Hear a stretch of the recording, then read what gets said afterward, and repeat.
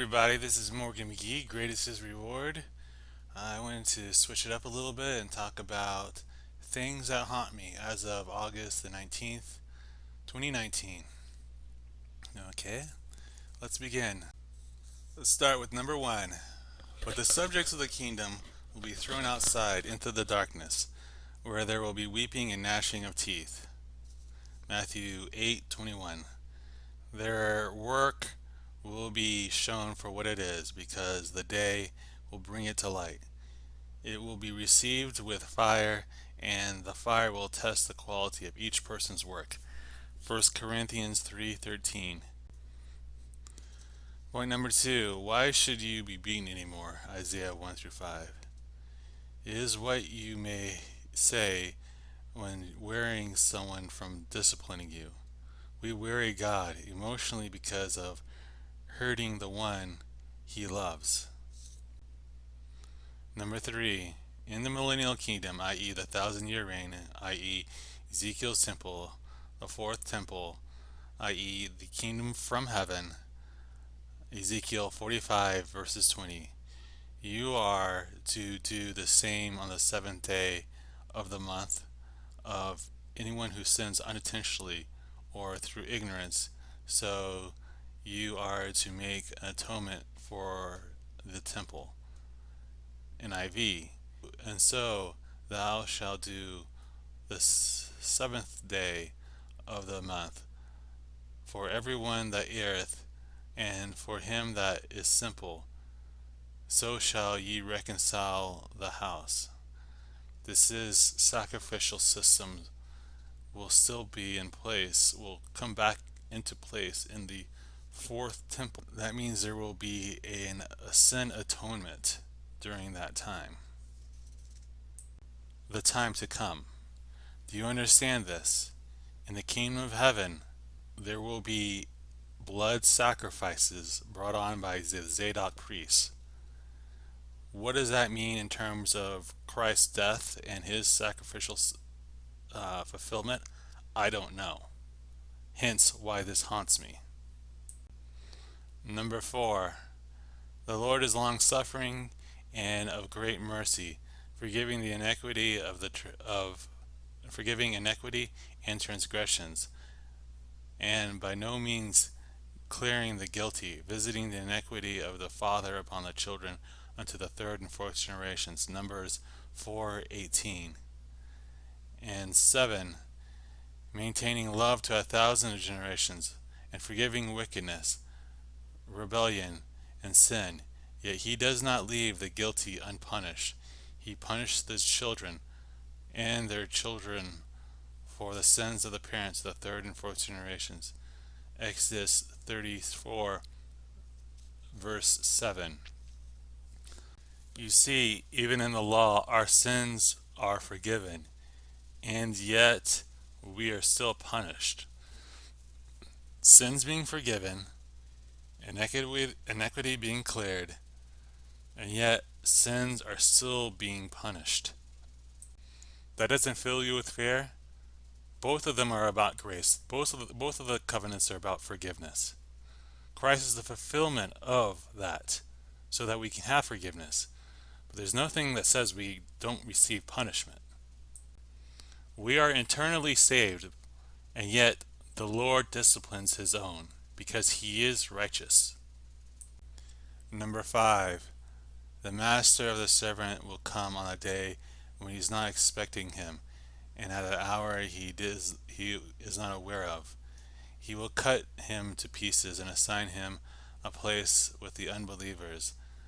The servant who knows his master's will and does not get ready or does not do what the master wants will be beaten with many blows.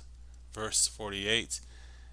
But the one who does not know and does things deserving of punishment will be beaten with a few blows.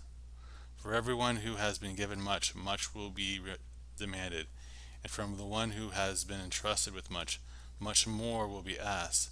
Luke 12:46 through 48.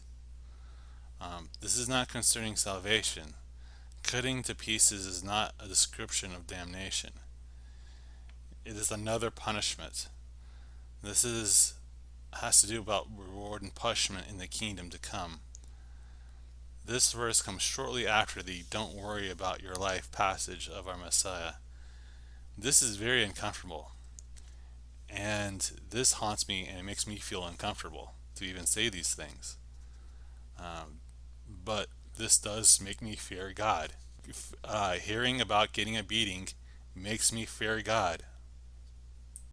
Number 6, and without faith it is impossible to please God, because anyone who comes to him must believe that he exists and that he rewards those who earnestly seek him. It's Hebrews 11:6. That's the NIV version. I'll tell you the KJ version.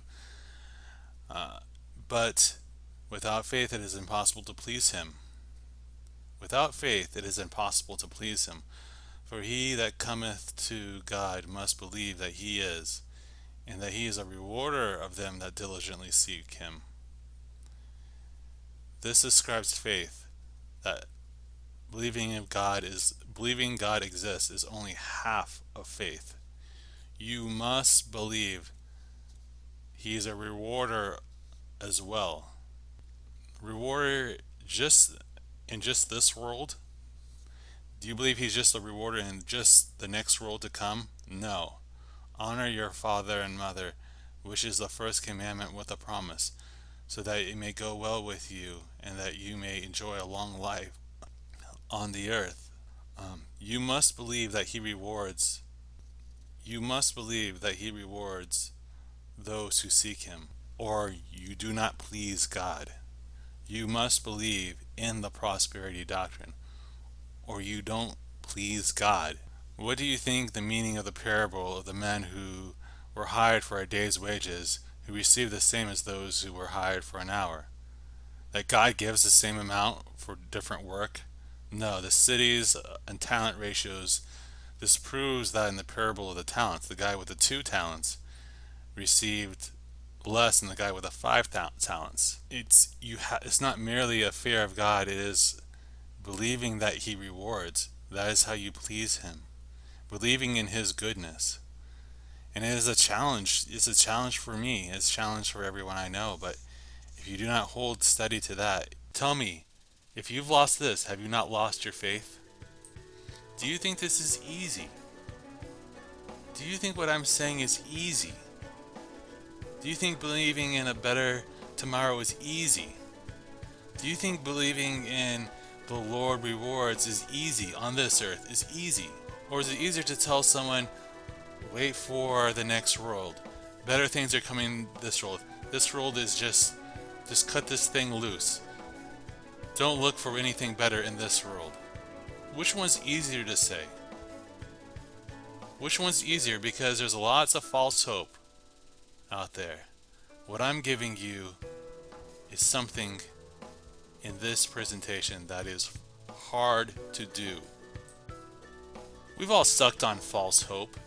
We've all read and read, work your hardest, do what you love, everything will work out. We've all fallen for that. Every single one of us has fallen for that.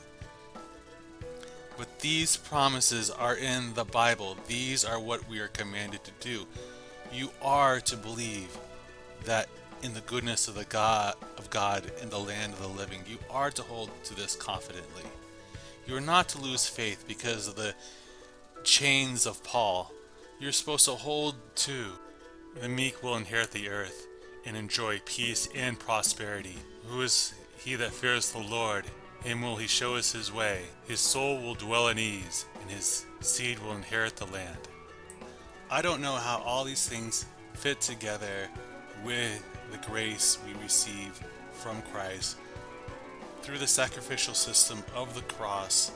I don't understand what the future looks like in specific details, but what I do know is that to take these things very, very seriously. Thank you very much, and God bless.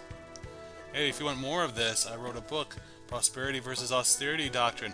Also, if you want to support this channel, like, subscribe, Buy my book, please. Thank you very much. God bless. Find it on Amazon.